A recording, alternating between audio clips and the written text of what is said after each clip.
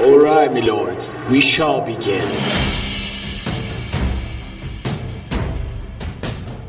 Olá, meus amigos, bem-vindos ao Cast Minster, o seu podcast de teologia reformada, e esse é o episódio de número 24. Meu nome é Alexandre Rocha e o pastor de Hermas tinha umas fanfics muito legais, cara.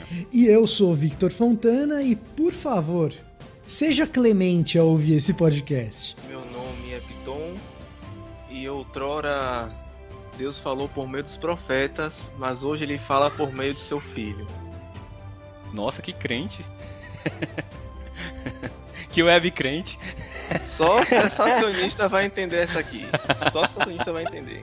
Meu nome é Renan e eu sempre preferi o canon de Gêmeos. Putz! Nossa, mano! Putz! Mas não era o Saga? É o irmão dele.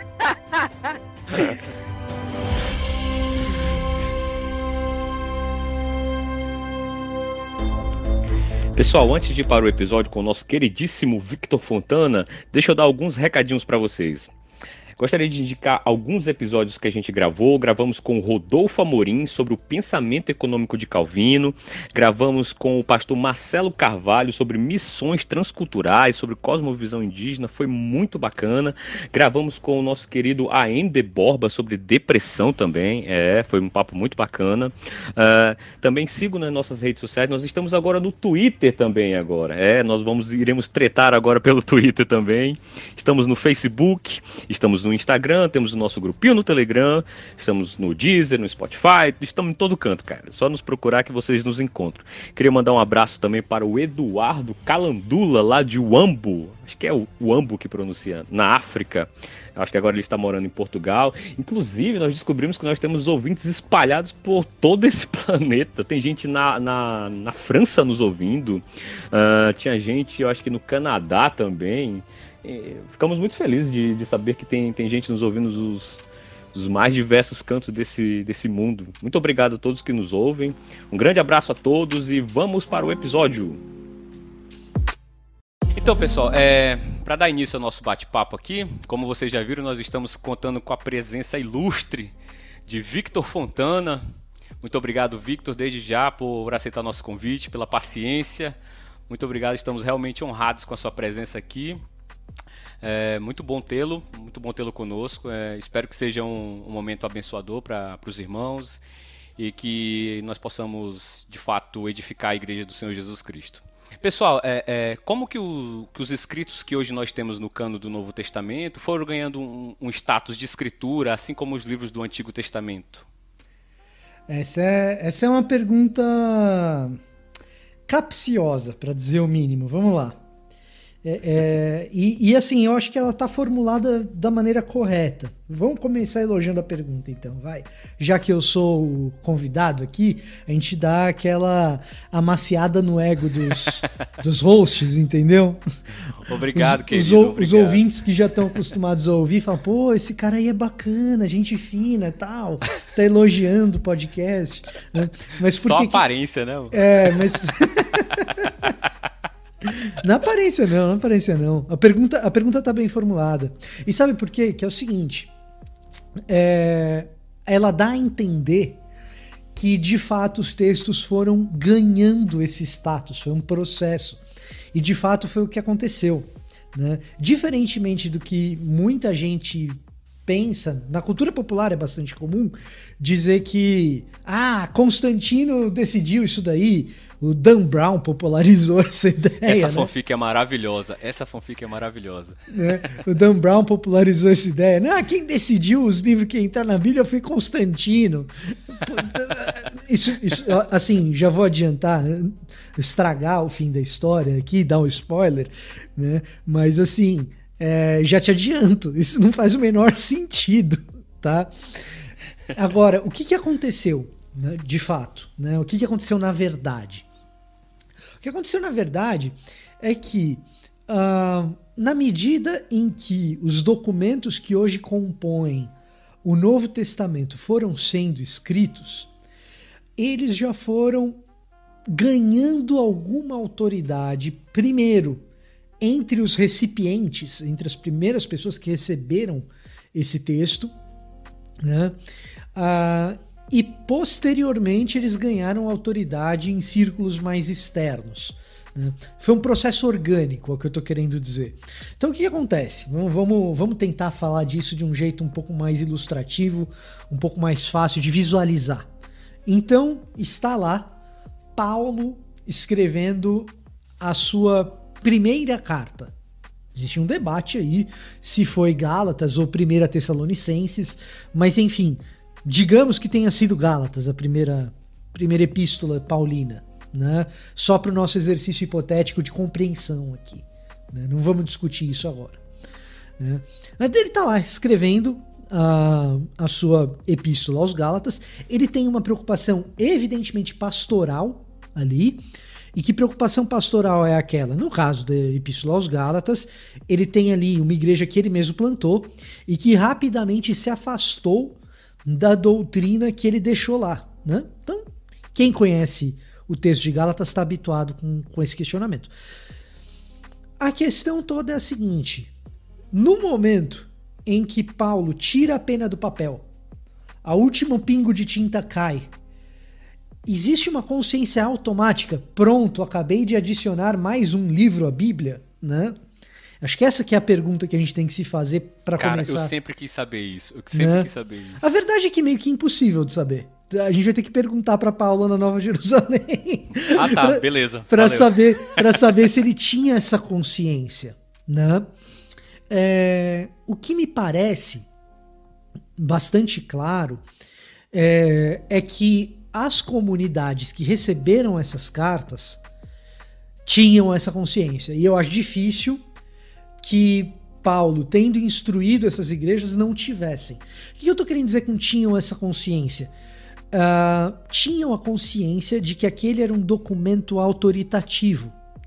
Um documento de importância tamanha e que a importância desse documento suplantava as questões locais da igreja, porque rapidamente essas igrejas que receberam essas cartas de Paulo sentiram a necessidade de copiá-las e distribuir entre outras igrejas, né?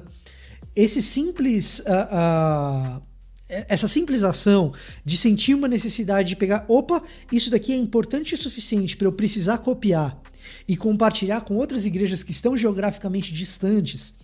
E a gente não está falando de e-mail aqui, a gente está falando da antiguidade clássica, com as estradas romanas, muito boas e pavimentadas, mas ainda assim antiguidade. Ou seja, existia um investimento, inclusive financeiro, para que esses documentos se espalhassem entre as outras igrejas.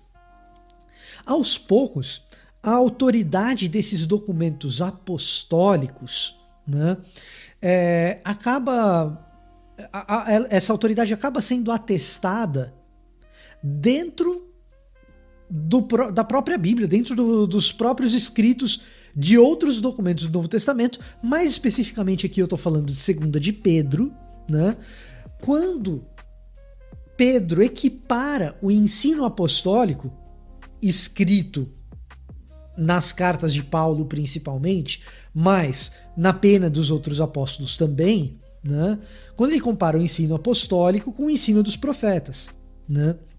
Ali a gente percebe, já existe uma espécie de equiparação dos documentos do Novo Testamento, em termos autoritativos, aos documentos do Antigo Testamento. Então aquela comunidade ali pelo ano 60, 70, 80, a data da redação de 2 de Pedro é extremamente debatida, né?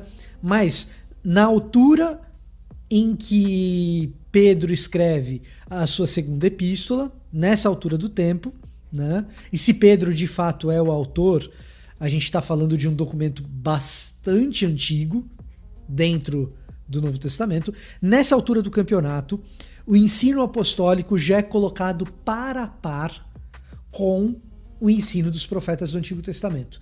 Isso não significa que já existia um cânon, uma lista de livros, né? Que isso vai sendo desenvolvido posteriormente. Mas um primeiro reconhecimento de autoridade dos documentos apostólicos em pé de igualdade com os documentos do Antigo Testamento, no próprio cânon do Novo Testamento a gente já encontra, né? E aí a gente pode delimitar esse período de organização de listas, de quais livros entram, quais livros não deveriam entrar, onde tem autoridade, onde não tem, como que isso funciona. A gente pode dizer que isso vai acontecendo e se desenvolvendo de maneira orgânica e não tão intencional entre os dois Clementes, né? Entre o Clemente de Roma e o Clemente de Alexandria. Então, o Clemente de Roma lá no primeiro século, comecinho dos pais da igreja e tal, e Clemente de Alexandria lá nos anos 300 e pouco, tá? Então, nesse período, a gente vê diversas manifestações de pais da igreja e de alunos dos apóstolos que conferem aos documentos apostólicos, que hoje nós chamamos de Novo Testamento, autoridade similar à do Antigo Testamento. Isso já começa já em 2 de Pedro, mas logo depois a gente começa a ver alguns outros pais da igreja conversando sobre listas daquilo que seria considerado o livro dos cristãos. Lamentavelmente, a história do cânon organizado, ela se inicia... Quando eu digo cânon organizado, tipo lista de livros, né? Lamentavelmente, a ideia de lista de livros, ela se inicia num capítulo um tanto obscuro da história do cristianismo, que é o marcionismo, né? Marcion, ou Marcião, é o primeiro que sente a necessidade de estabelecer um set fechado de livros, porque Marcion, na verdade, está inaugurando uma nova religião que despreza o set de livros do Antigo Testamento, né? Então esse primeiro set de livros vem com Marcião, né? Mas que é considerado herege pela igreja, porque ele descarta o Antigo Testamento. Aliás, ele faz um negócio muito esquisito, não sei se vocês sabem disso, mas Marcião tem um evangelho próprio dele mesmo, né? Que é uma espécie de cópia do evangelho de Lucas, descartando qualquer simpatia com o Antigo Testamento. Não sei se vocês sabiam dessa história. Como assim, mano? Como assim? A primeira grande heresia... Vamos lá. As duas primeiras grandes heresias que o cristianismo tem que enfrentar dentro do seu próprio corpo são o gnosticismo, de um lado, né, que é uma tentativa muito mal feita, mal composta, de fusão do cristianismo com a cultura helenística, né? Então, de um lado você tem a questão do gnosticismo, e o cristianismo tem que enfrentar. De outro lado, o marcionismo. O que o Marcião propunha? O Marcião propunha que o Deus do Novo Testamento, dos documentos apostólicos, é um Deus diferente do Deus revelado no Antigo Testamento, né? Aliás, os gnósticos também têm uma simpatia com esse tipo de pensamento. Mas Marcião, ele vai além, ele descarta todo o Antigo Testamento como se aquilo fosse ruim, né? E além disso, ele manipula o Evangelho de Lucas de modo a excluir qualquer passagem que fosse simpática ao Antigo Testamento e funda o seu próprio cânon com o Evangelho dele mesmo, que é uma subversão do Evangelho de Lucas, mais as cartas paulinas, que aparentemente ele não entendeu direito. Caraca. Desde o início, né, mano? Já tinha uns caras malucos, né? Aliás, muito do que a gente entende hoje como ortodoxia cristã, a gente entende como ortodoxia cristã como reação, né, a esses malucos, a essas heresias que surgem, né? Uma pequena correção no que eu acabei de falar, né? Não, não é correção, na verdade. Na verdade, é só um adendo, né? A gente está falando, então, de um evangelho que substitui os 4 evangelhos, que é o evangelho de Marcião, mais as cartas paulinas. Então, ele exclui ele exclui desses 7 de livros dele, né? Ele exclui o livro de Atos, ele exclui o livro de Apocalipse, e ele exclui as epístolas que a gente costuma chamar de epístolas gerais, ou epístolas católicas, né? Tiago, as cartas de Pedro, 1ª, 2ª, 3ª João, e Judas, né? Então, quando a gente fala de Marcião, a gente tem essa primeira lista. Em contraste a Marcião, a gente tem um cara que em português é mais comum que o nome dele seja nome de menina, né? Mas esse cara tinha nome de menino. Não sei se vocês conhecem algum Tatiano? Não. Tatiano ninguém conhece, né? Tatiana, geralmente, é a Tati. Né? Tatiano, não. Não, então, mas tem o pai da igreja que chama Tatiano, né? Nunca ouvi falar. Nunca ouvi falar, mano. Olha o livro de história da igreja, ocultando. Tatiano. Não, então, o Tatiano ele faz uma coisa importante. Só vejo os cegos fazendo isso. Tatiano.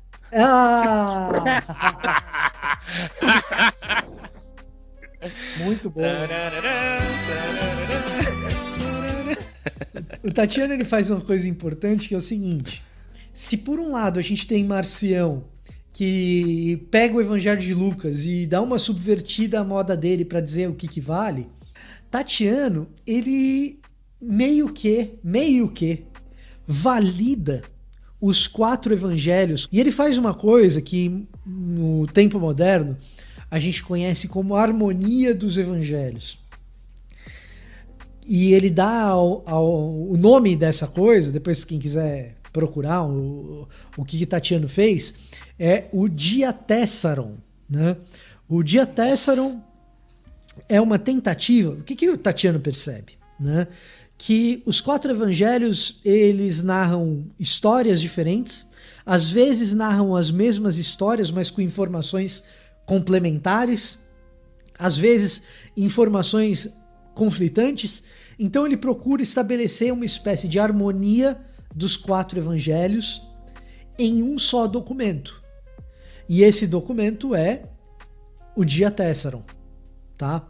Por que isso é importante? Porque a gente percebe que já por volta do ano 150 existe uma consciência de que os 4 evangelhos, Mateus, Marcos, Lucas e João, são percebidos, pelo menos por Tatiano, mas também pela comunidade da qual Tatiano faz parte na Síria, né? E de certo modo do cristianismo como um todo, que Mateus, Marcos, Lucas e João são aqueles evangelhos que detêm validade entre aqueles cristãos, certo? E isso começa a responder pra gente: por que será que os livros que estão no Novo Testamento são esses? A gente começa a rebater um pouco da ideia do Dan Brown. Como que a gente combate um pouco a ideia do Dan Brown? Dan Brown fala, não, tem um monte de documento que ficou de fora. Nesse aspecto ele tem razão.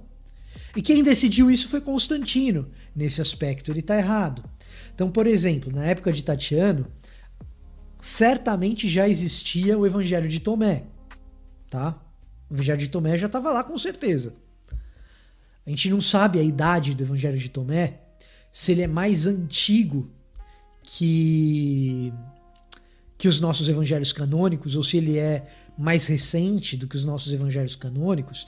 Existe uma boa evidência, uma razoável evidência, eu diria, de que o Evangelho de Tomé é dependente de Mateus, então provavelmente ele é posterior aos nossos evangelhos canônicos, mas na época de Tatiano é certeza que o Evangelho de Tomé estava por ali. Só que ele escolhe trabalhar com Mateus, Marcos, Lucas e João. E Tatiano não é de que século, ô Victor? Tatiano é ano 150, mais ou menos. Tá? Ah, tá. Tatiano é ano 150, mais ou menos.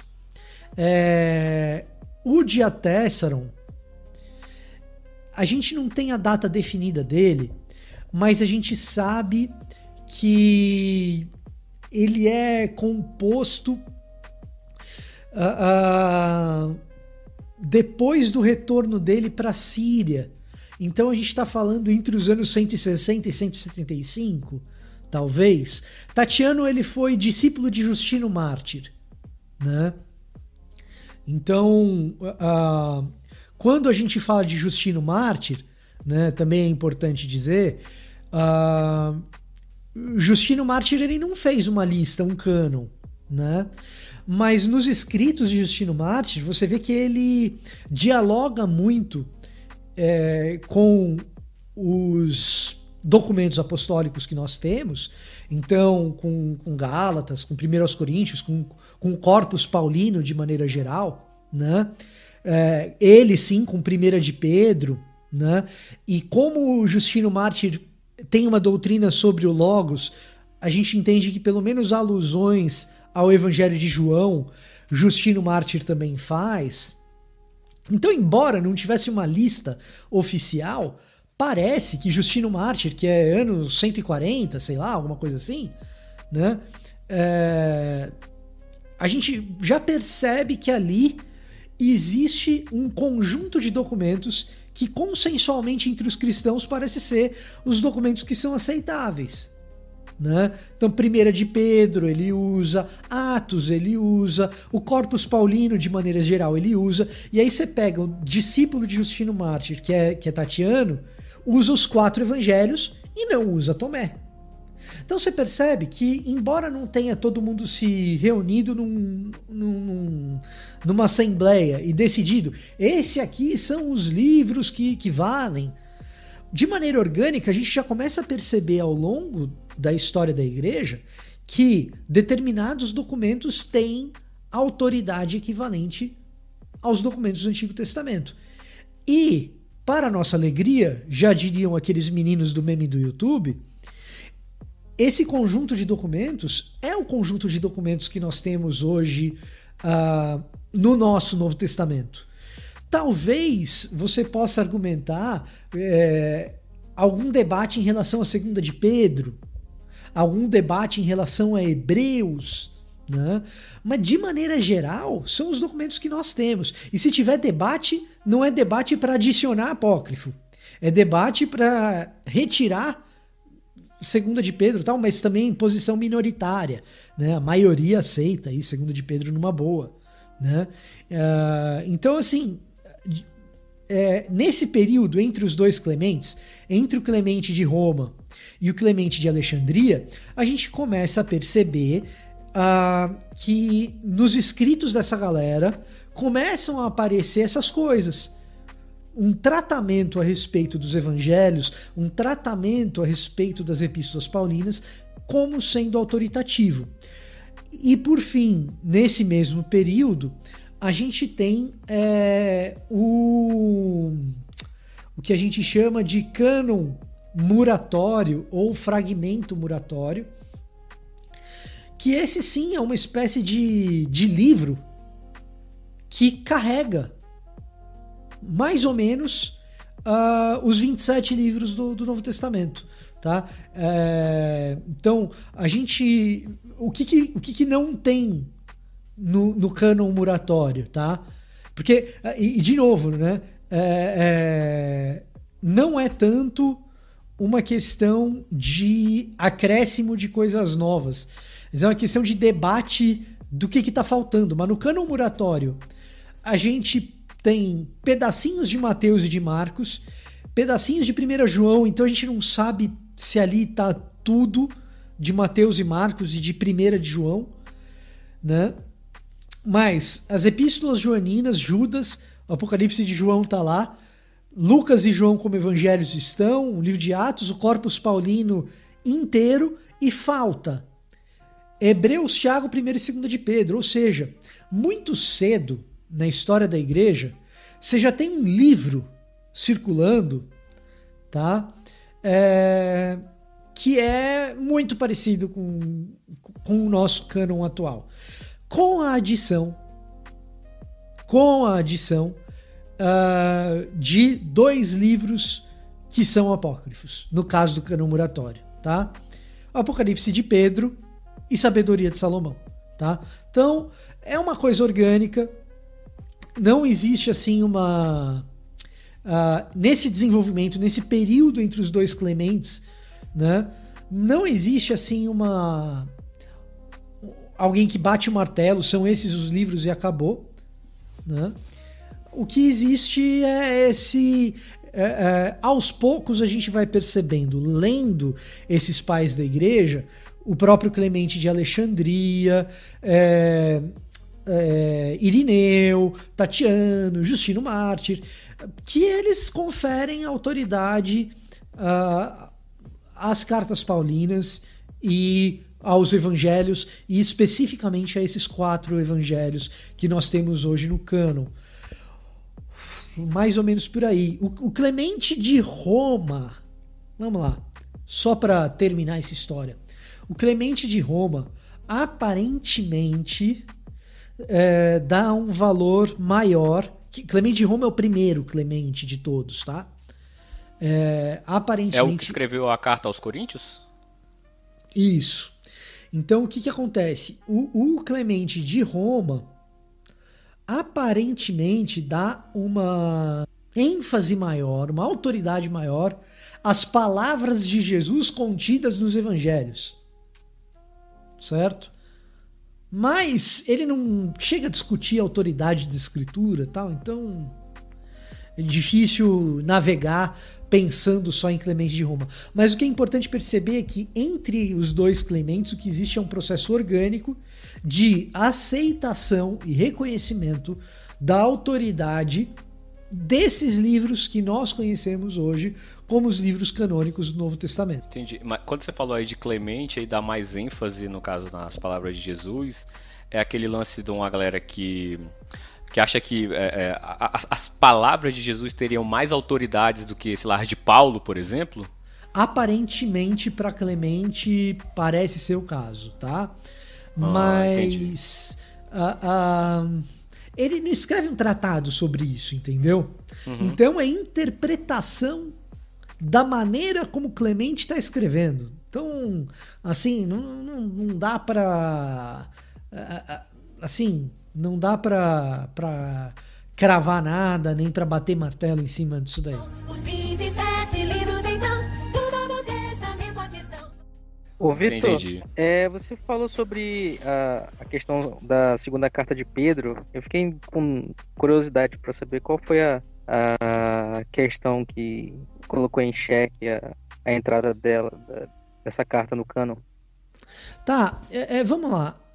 A segunda de Pedro é provavelmente o documento mais polêmico do Novo Testamento no que diz respeito à sua inclusão canônica, tá? Isso tanto na patrística, né, quanto na exegese moderna. Tem gente que torce o nariz para a segunda de Pedro. No caso da exegese moderna, por exemplo, o Ernest Käsemann, né, o Ernesto, o homem do queijo, né, para traduzir aí do alemão aí o nome do cara, né? O Ernest Käsemann é um cara, por exemplo, que coloca bastante em questionamento segunda de Pedro e tal, né? E realmente, segunda de Pedro tem algumas coisas, em especial em relação à autoria, que, pela fé, eu acredito que foi Pedro que escreveu, não tem problema nenhum com isso. Mas que tem alguns desafios em relação à autoria que precisam ser superados.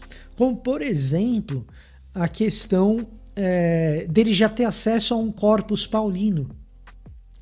Pedro morreu muito cedo, né? Pedro morre muito cedo no primeiro século. Na altura do campeonato, que Pedro ainda está vivo, já tinha um conjunto de cartas de Paulo circulando? É difícil acreditar nisso, né? A probabilidade é pequena. Então alguns vão dizer o seguinte: não foi Pedro que escreveu a segunda de Pedro. E aí você pega a escatologia presente no capítulo 3 de segunda de Pedro, é uma escatologia que ela é um pouquinho difícil de engolir. Então tem muita gente que torce o nariz para ela. Agora, a maioria aceita, né? Além da maioria aceitar, outra coisa que você pega na segunda carta de Pedro, que é um desafio, né?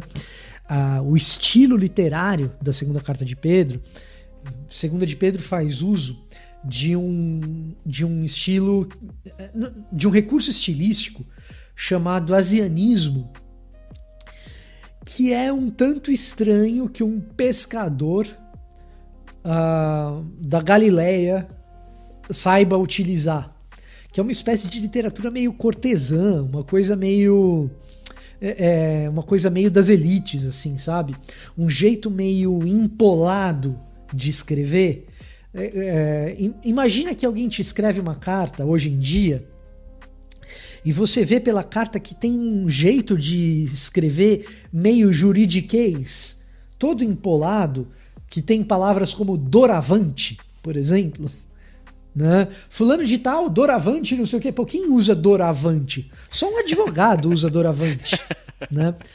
Fazendo uma comparação meio esdrúxula só, é didática, essa comparação que eu tô fazendo com o doravante é meramente didática, tá?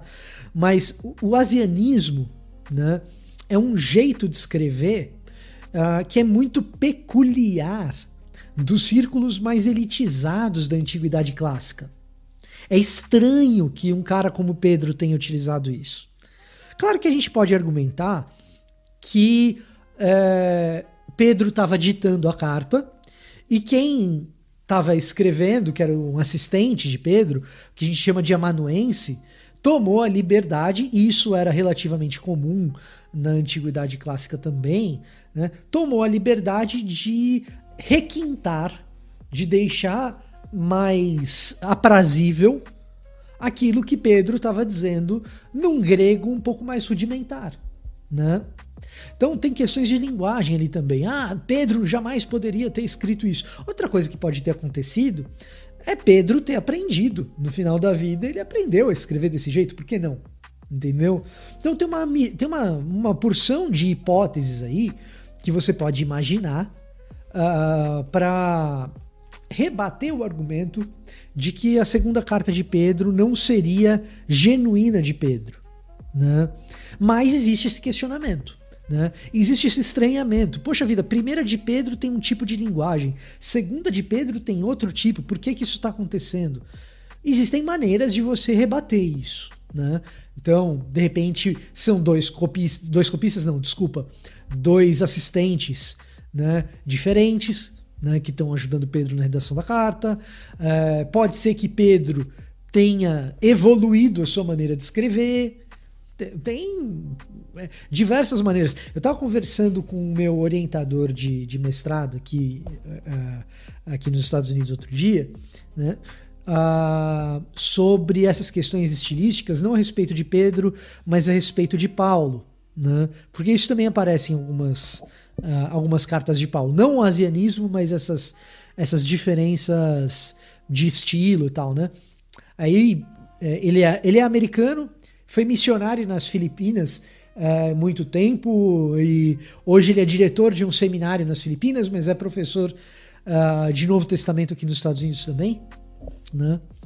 E aí eu estava comentando com ele que uma das coisas que eu sinto falta, às vezes, nas argumentações que defendam a autoria paulina, por exemplo, das pastorais, ou a autoria petrina de Segunda de Pedro, é a possível evolução na escrita de um autor. A gente vê isso na literatura brasileira, por exemplo. Se você pega a primeira fase de Machado de Assis, a fase romântica, né, dos 4 primeiros livros de Machado, são totalmente diferentes, né, dos 4 livros da segunda fase, da fase realista, que começa ali com Memórias Póstumas de Brás Cubas, né? Então você pega Memórias Póstumas de Brás Cubas, Dom Casmurro, Quincas Borba e Esaú e Jacó, né? São 4 livros que são totalmente diferentes em estilo da fase romântica dele, Helena, por exemplo, né?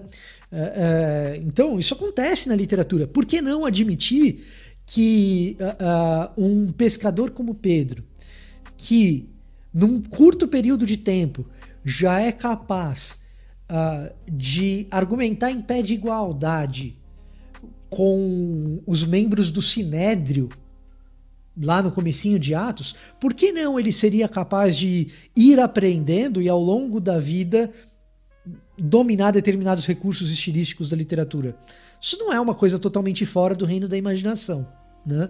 Então, é uma argumentação possível. Ela é uma argumentação forte? Não, ela não é uma argumentação forte, mas é possível. Então, não tem porquê, a menos que você adote uma hermenêutica da suspeita, que você vai ficar duvidando de tudo, né? Não tem porquê você duvidar da autoria petrina de 2 de Pedro, assim, de maneira tão contundente quanto alguns tentam fazer. Foi claro? Ô Victor, eu não quero entrar mais nessa questão não quero aprofundar tanto nessa questão de 2 Pedro, mas assim, para cada argumento que se levantam contra a autoria de Pedro, existe um contra-argumento que tenta, que você falou a respeito se Pedro morreu tão cedo, né? Como é que as cartas de Paulo já vinham circulando e tal. Existe um argumento contra isso, né? Eu não quero nem que você entre, porque senão a gente vai perder aqui o fio da meada, mas existe, faz parte, é só para os ouvintes saberem que existem contra-argumentos sobre isso também, né? Não, existem. Não, vamos lá. Vamos entrar nisso, sim, sabe por quê? Porque isso também tem a ver com canonicidade. Porque uma das coisas que a gente vai perceber é que, assim, esse primeiro período entre os clementes que a gente estava conversando é um período em que o desenvolvimento do cânon do Novo Testamento é orgânico. O segundo período, que é o período dos concílios ecumênicos, esse desenvolvimento deixa de ser orgânico e passa a ser sistêmico. Ou seja, passam a existir critérios claros para que a gente reconheça aquilo que é livro canônico e aquilo que não é. Entre esses critérios claros, a autoria apostólica desses documentos, ou seja, a autoria desses documentos por parte de gente que testemunhou a ressurreição de Jesus, que testemunhou o ministério de Jesus, passa a ser um critério importante. Tá? Então, defender a autoria de 2 de Pedro, defender a autoria das epístolas pastorais, né? Quando eu falo das epístolas pastorais, estou falando de 1 e 2 Timóteo e Tito, por exemplo, é algo que é importante para esse assunto que a gente está tratando, que é a canonicidade dos documentos do Novo Testamento. Tá? Quando a gente fala de 2 de Pedro, em relação à circulação do Corpus Paulino, primeiro, que a gente tem que saber aqui, quando o cara vai lá e coloca em questionamento a autoria petrina de 2 de Pedro, dizendo, poxa, mas o Corpus Paulino já estava circulando, às vezes esse argumento é colocado de maneira a dar a entender que as cartas de Paulo já estavam inteiras, circulando em conjunto por um monte de igrejas, tá? E é impossível que Pedro já tivesse acesso a isso, né? E geralmente os argumentos vão nessa linha. Mas quem disse isso? Uhum. Que as cartas de Paulo já estavam todas juntas, circulando integralmente num corpo sozinho em todas as igrejas? Não. O que Pedro diz a respeito de Paulo é que ele tem conhecimento das cartas de Paulo. E ponto. É só isso que está lá em 2 de Pedro. Uhum. Né? Uhum. Então, o que acontece? Esse argumento a respeito da circulação do Corpus Paulino é um argumento que quer assumir que Pedro está assumindo algo que, de fato, ele não assume na sua carta. Entendeu? Então, na verdade, tudo que Pedro precisaria era ter conhecimento a respeito de 2 ou 3 cartas de Paulo. Entendeu? Não precisa, sim. Né? Ele não precisaria que todo o Corpus Paulino estivesse já circulando e fosse de comum conhecimento de toda a igreja na Ásia Menor e no sul da Europa. E uma coisa que a gente sabe por causa de Colossenses, né? Isso é uma coisa importante. Uma coisa que a gente sabe por causa de Colossenses é que muito rapidamente as cartas de Paulo já eram copiadas e transmitidas a outras igrejas. Então,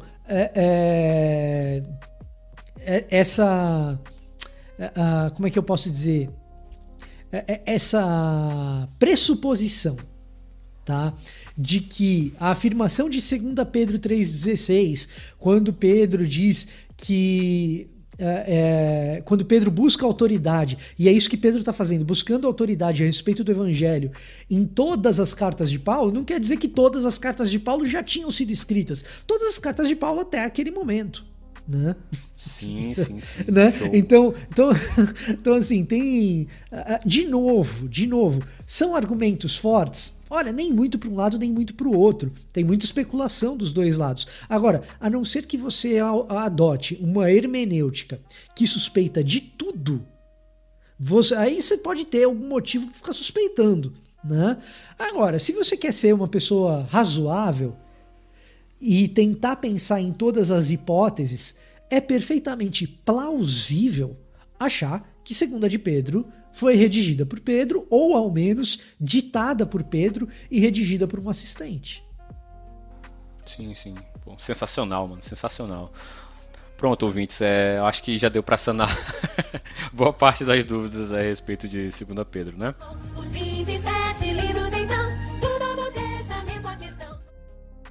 Continuando, você já falou algo a respeito, mas queria que a gente pudesse aprofundar um pouco mais nesse assunto, Victor, a respeito do contexto e por quais motivos a igreja teve que construir um cânon. E por que por exemplo, o nosso cânon protestante é diferente da tradição católica? Por que tem essa divergência entre as tradições cristãs, né, em relação ao cânon? Tá, vamos lá. Vamos começar pela necessidade da construção de um cânon, da oficialização de um cânon, né? Assim, olha só. Lembra que eu tinha falado, entre os clementes, a gente tem uma abordagem orgânica dos livros do Novo Testamento. A partir de Eusébio, né? Então, de Eusébio para frente, começa a aparecer algo mais sistêmico, né? E a verdade é a seguinte: a necessidade veio por causa do desejo de inclusão de outros livros, do desejo de inclusão de revelações, por causa de movimentos heréticos, né? Então, aliás, na história da igreja, meio que isso é uma tônica constante, né? Então, por que é necessário você desenvolver uma doutrina de Cristo, uma cristologia? Porque começam a falar bobeira a respeito de Cristo, né? Então, você precisa desenvolver uma doutrina sistemática a esse respeito, né? A Trindade é a mesma coisa. A palavra Trindade não aparece no texto bíblico. Mas você precisa desenvolver uma doutrina da Trindade consistente, porque tem um monte de gente falando bobagem a respeito dela, né? E a respeito do cânon, a mesma coisa. Aparentemente, a besteira começa já em Marcion, quando ele já corrompe de cara os evangelhos.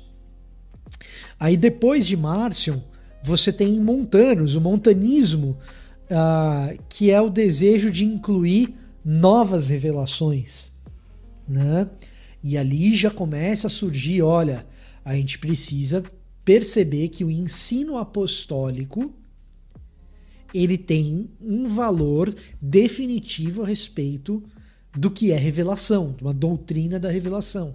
Então o montanismo, em grande parte, ele é responsável por pelo surgimento de um sentimento dessa necessidade, né? Vocês estão familiarizados com o que é o montanismo, não? Cara, eu lembro de eu ter lido no acho que é a História da Teologia Cristã do Roger Olson, mas faz tempo pra caramba. Não então vamos lá. Mais. Então vamos lá. Então, na Ásia Menor, né, na Frígia, né, um grupo de pessoas começam a seguir um camarada chamado Montanus, e por isso montanismo. Não confundir com montanismo, tá? Não é pra... Não é heresia escalar o Everest, tá? Só é insensato. Você pode perder um dedo, né? Um braço. Pode morrer, tem muita gente que morre. né? Ou escalar o Kilimanjaro, né? Enfim, né? Não é montanismo, tá? Qual que era a ideia dessa seita? Porque foi uma seita mesmo, né? Dentro do cristianismo, né? Uma seita que aceitava novas profecias. A ideia de uma nova profecia no segundo século, né? Com novas revelações proféticas. Qualquer semelhança com qualquer coisa que você veja hoje por aí... Eu não queria falar nada. Essa associação é bastante comum, essa que vocês pensaram. Tá? Essa associação ela é bastante comum, né? Sim.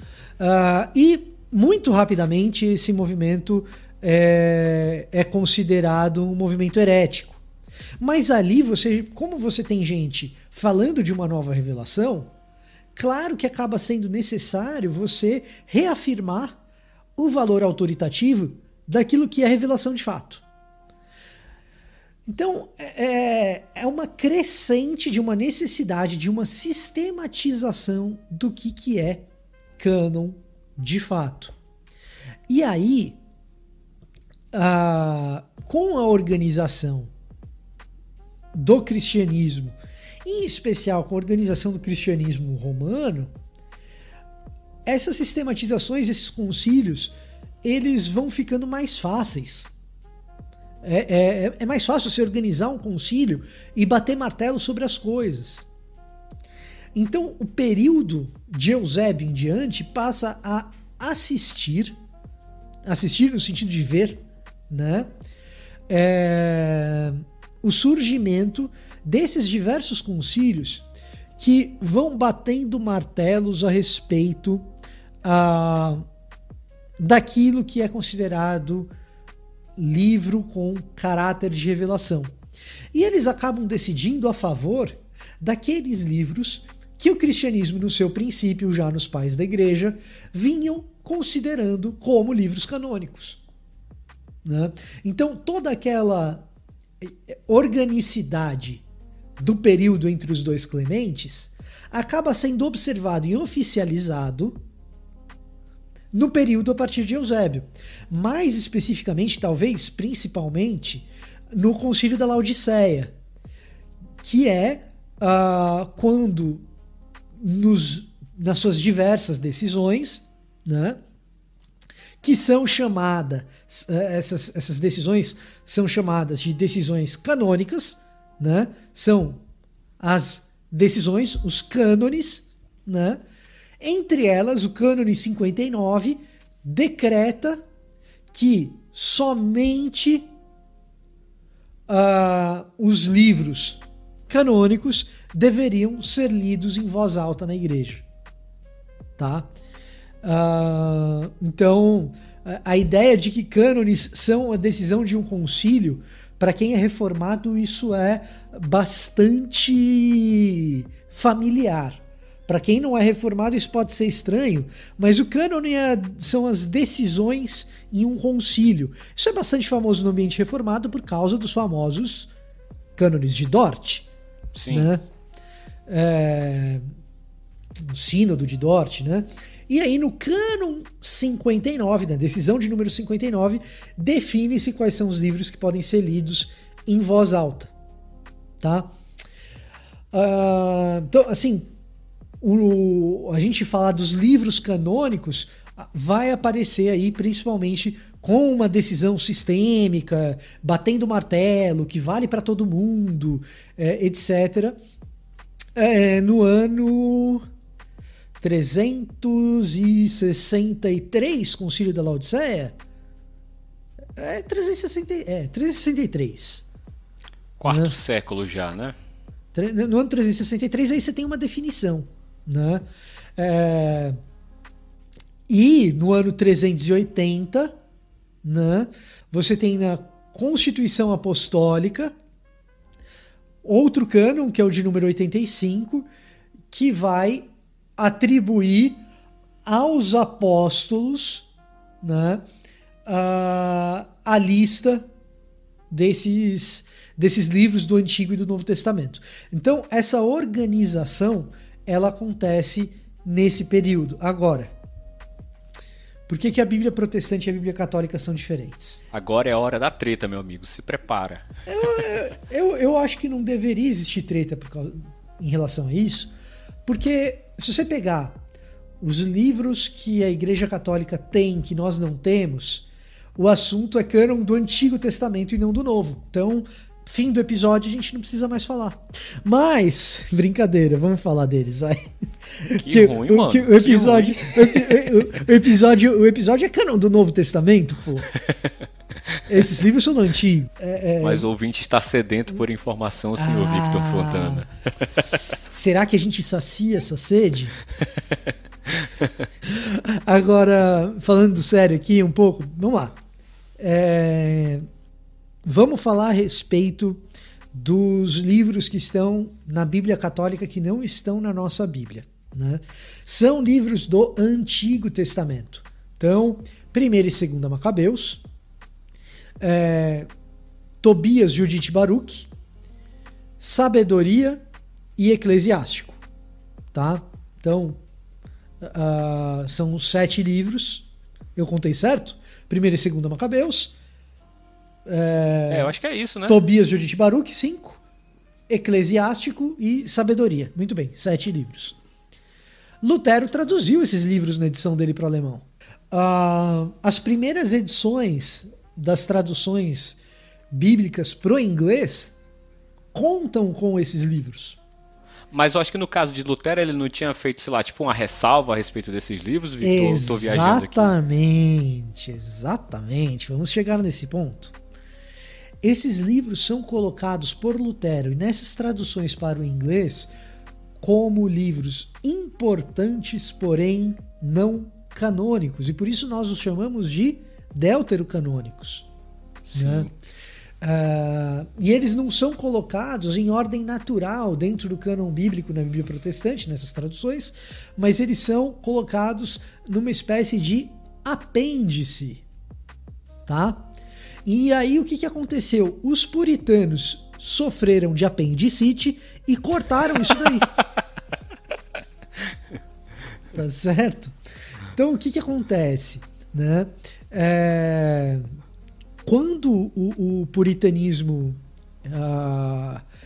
ele mesmo vai trabalhar com os textos originais e produzir as suas traduções e tal, a influência puritana ela é de tal maneira acachapante no mundo anglófono que os deuterocanônicos desaparecem das Bíblias evangélicas, de maneira geral. Porque todos nós, evangélicos, bebemos no puritanismo. Tá? Os luteranos ficaram, de certo modo, à parte disso. O resto, todos os evangélicos, de alguma maneira, são herdeiros do puritanismo. Isso é inescapável. Tá? Porque o puritanismo exerceu uma influência magnânima na Igreja da Inglaterra, na Igreja da Escócia, né?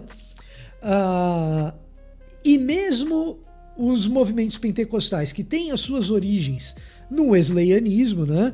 O Wesley era anglicano e de alguma maneira bebeu também no puritanismo, embora tivesse as suas divergências com o puritanismo, né?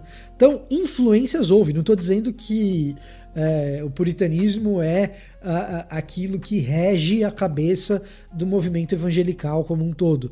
Mas beber nessa fonte todo mundo bebeu. E uma das influências monumentais do puritanismo foi deixar o que é apêndice de lado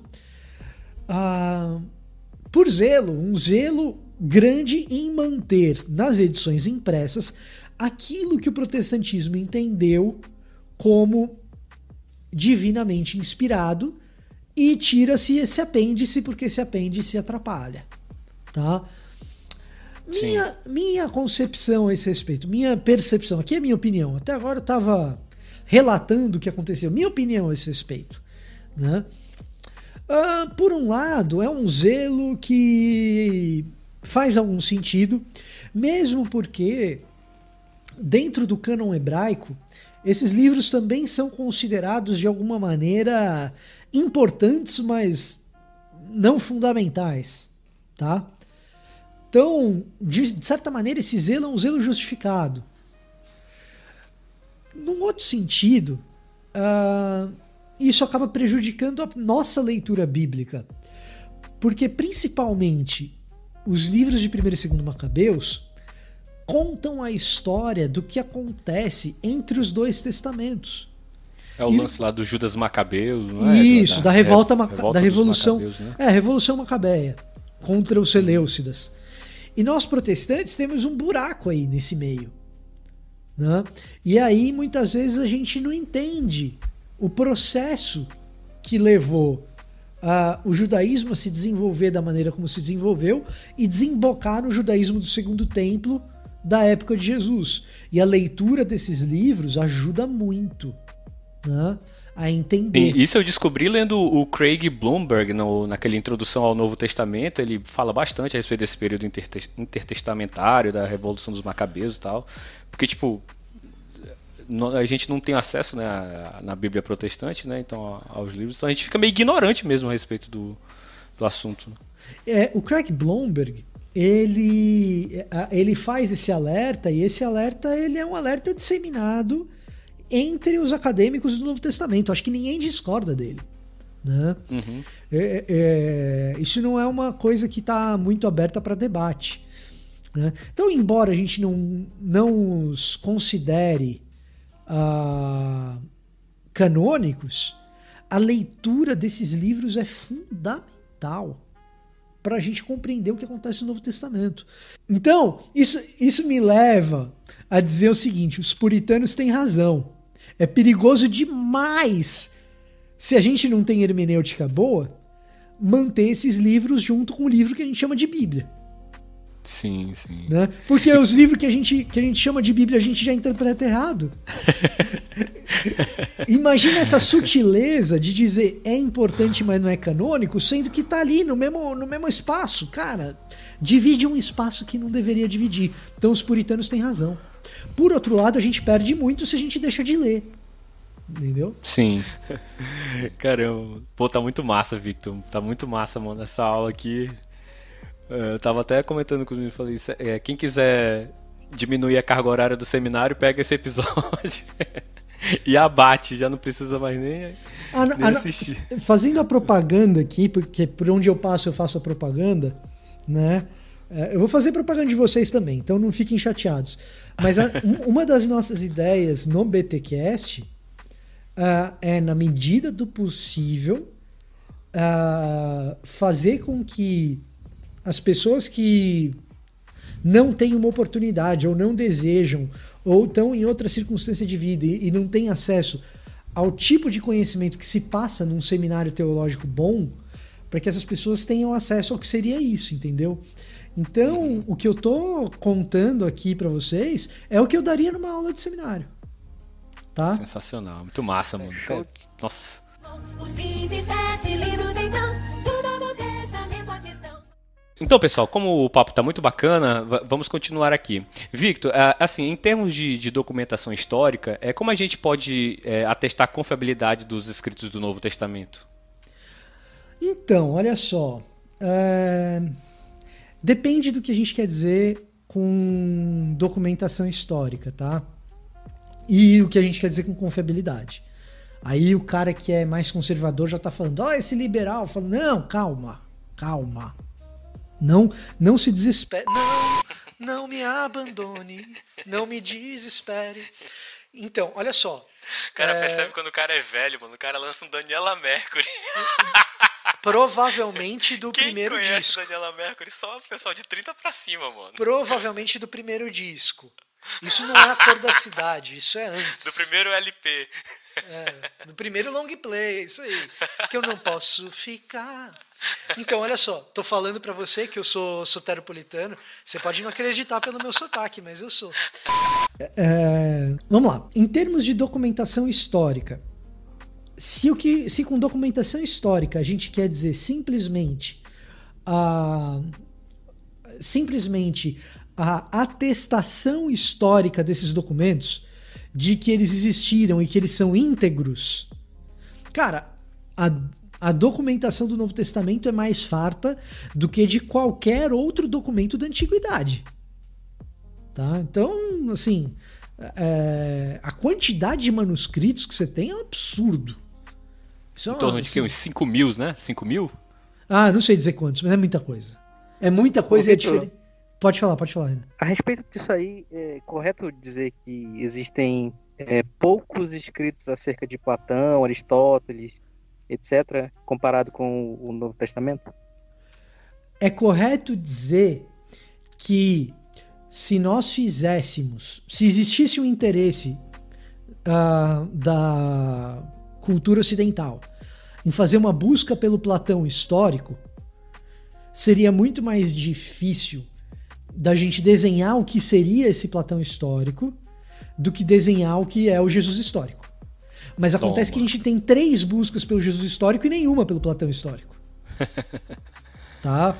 Então, é correto dizer isso. Agora, essa comparação ela é injusta com a filosofia, porque a gente não atribui aos documentos de Platão e de Aristóteles valor sacro. Então eles não estão sob suspeita de inerrância. A Bíblia a gente afirma que é inerrante.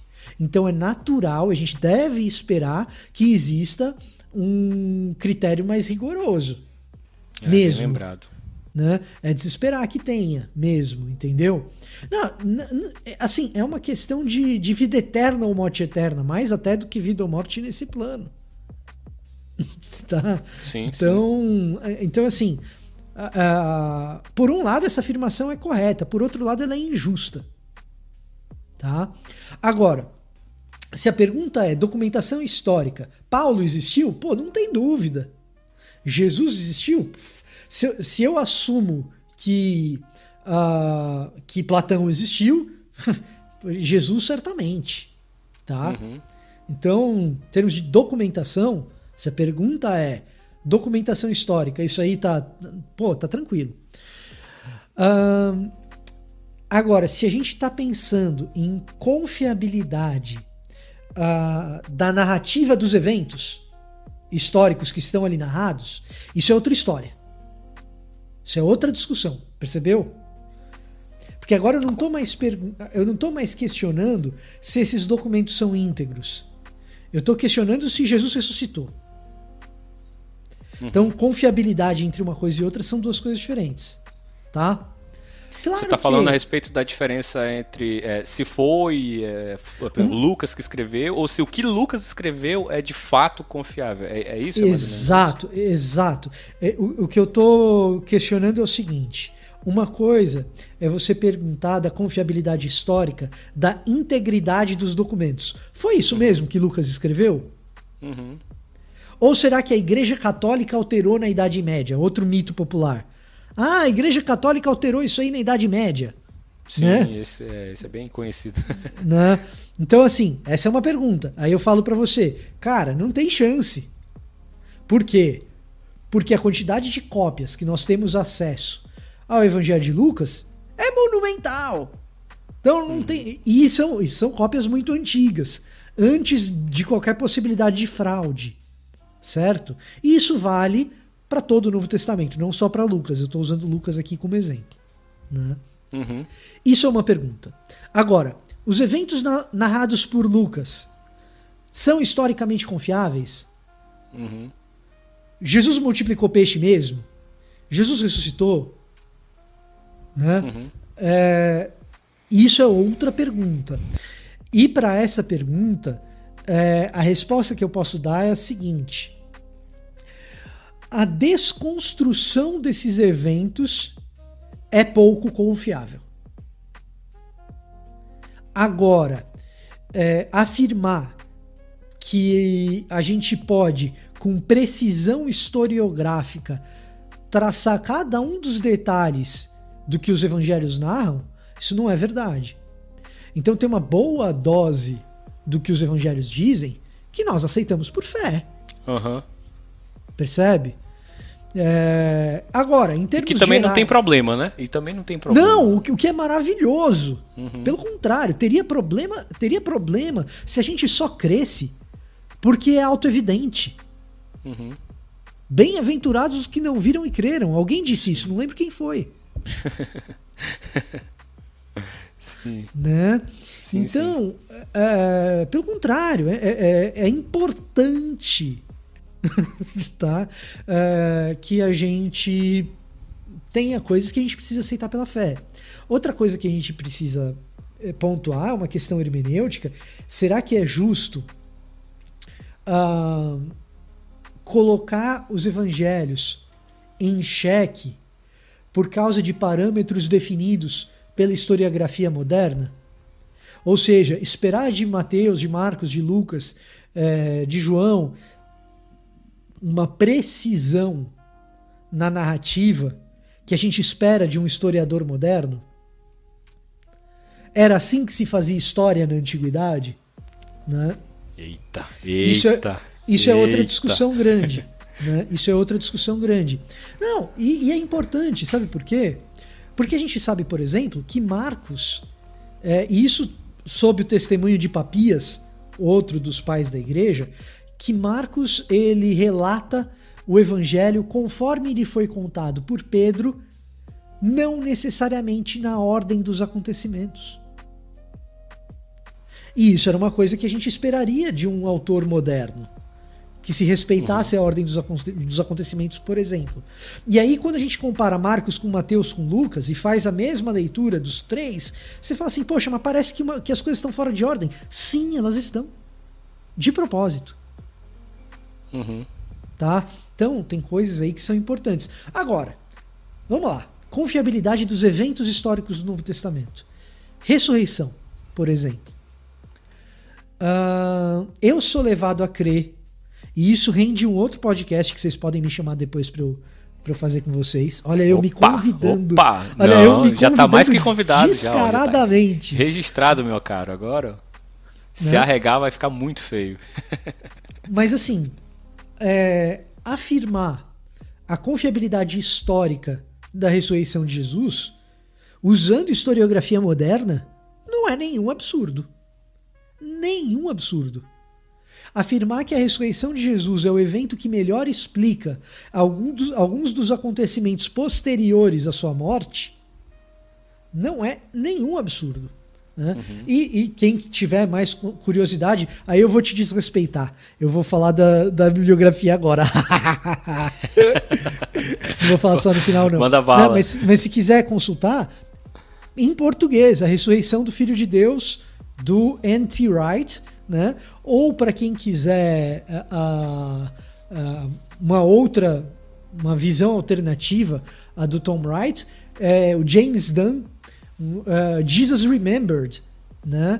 Que é uma série aí de origens do cristianismo do Jimmy Dunn, né? Em que nesses dois livros, cada um deles à sua maneira, usam os mesmos argumentos para defender, não apenas para defender, mas para explicar porque muito provavelmente a ressurreição é a melhor explicação para alguns dos acontecimentos posteriores à morte de Jesus. Que é muito difícil explicar algumas coisas que factualmente e objetivamente a gente sabe que aconteceram sem que tivesse havido ressurreição. Por exemplo, Victor, poderia dar pelo menos um exemplo desses eventos posteriores à ressurreição? Posso dar exemplo. Uma coisa que era comum na antiguidade é que se fizesse uma dupla cerimônia fúnebre, tá? Na antiguidade, especificamente entre os judeus, tá? Isso era específico no judaísmo. Que se fizesse uma dupla cerimônia fúnebre. Uma quando a pessoa morre e outra um ano depois.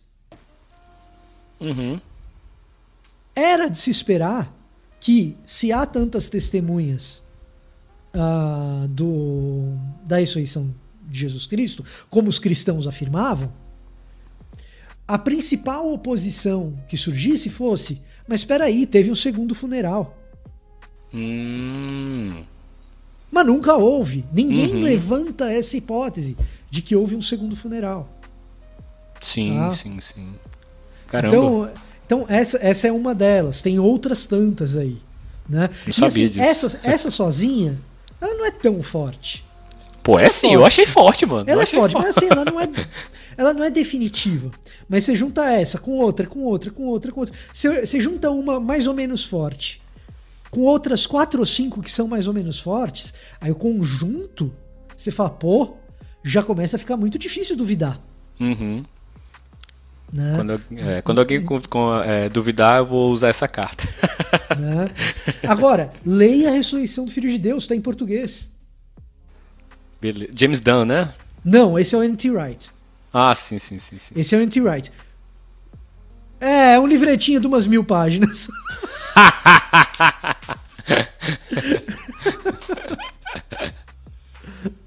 Um livretinho de umas 1000 e poucas páginas aí. Agora, se não quiser ler o N.T. Wright, quiser a versão resumida, tá? Dessas coisas que o N.T. Wright faz, tem um livro do William Lane Craig que se chama Em Guarda, tá? Eu acho que tem em português também isso daí. Tem, acho que saiu pela Vida Nova, se eu não me engano. Tá.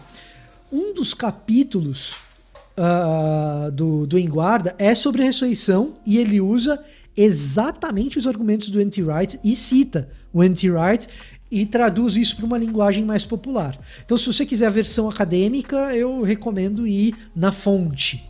Agora, se você quiser uma versão mais rápida para usar como apologética, aí a versão do William Lane Craig eu acho que pode ser mais útil. Já dá pra lacrar legal, né? Já dá pra fazer uns posts de Instagram. Mas aí você cita o N.T. Wright e não o William Lane Craig, porque é o verdadeiro autor da argumentação. Que na verdade, o que o N.T. Wright faz é deixar o argumento do Jimmy Dunn mais sofisticado do ponto de vista historiográfico. Mas em alguns dos pontos eu acho o Jimmy Dunn superior, por isso que eu tô deixando os dois aqui. O cara já tá fazendo uma análise dos 2 livros, mano. O cara é um monstro. Então é isso. De confiabilidade eu acho que é isso. Assim, de verdade, assim, tem muita coisa pra ter dúvida, sabe? Tem muita coisa que a gente aceita pela fé, mas não a confiabilidade do que está no Novo Testamento. Tem muita evidência do que está lá é confiável, sabe? Os 27 livros, então, do Novo Testamento a questão. Então, diante de tudo que nós ouvimos, foi muita informação bacana, muita coisa legal.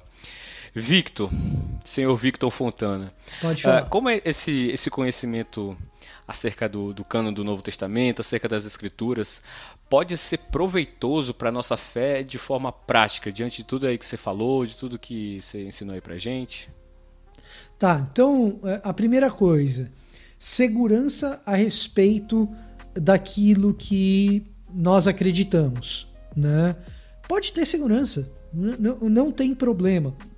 Claro que um estudo mais sistemático e mais sólido, um podcast não resolve.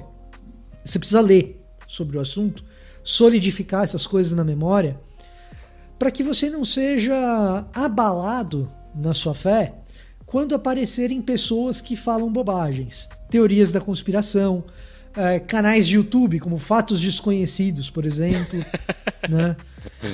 Gente que propaga... então, pois é. Né? Gente que propaga essas teorias malucas que o Dan Brown populariza. Hoje é o Dan Brown, quer dizer, ontem foi o Dan Brown, né? Amanhã pode ser outra pessoa, né? Pode ser o Victor Fontana. Não, pelo amor de Deus. Né? Então, assim, a primeira coisa é isso, te dá segurança. A segurança naquilo que a gente crê dá pra gente intrepidez para falar de Jesus, sabe? Eu penso que uma das coisas que faz com que a gente tenha medo de falar a respeito de Jesus, né, eu acho que tem 2 coisas. Primeiro, a gente tem dificuldade em enxergar a beleza estética da mensagem do evangelho. E aí a gente tem dificuldade em comunicar isso para as pessoas de maneira a fazer com que aquilo seja desejável para elas. Então você tem medo de passar vergonha, porque no fundo você acha que a pessoa não quer. Então a gente precisa encontrar beleza na narrativa bíblica. Isso é uma coisa. A outra coisa é que a gente é inseguro. A gente acha que se a gente falar essas coisas, a gente vai passar ridículo porque a gente acredita em conto de fada. E não é. Tá longe de ser. Entendeu?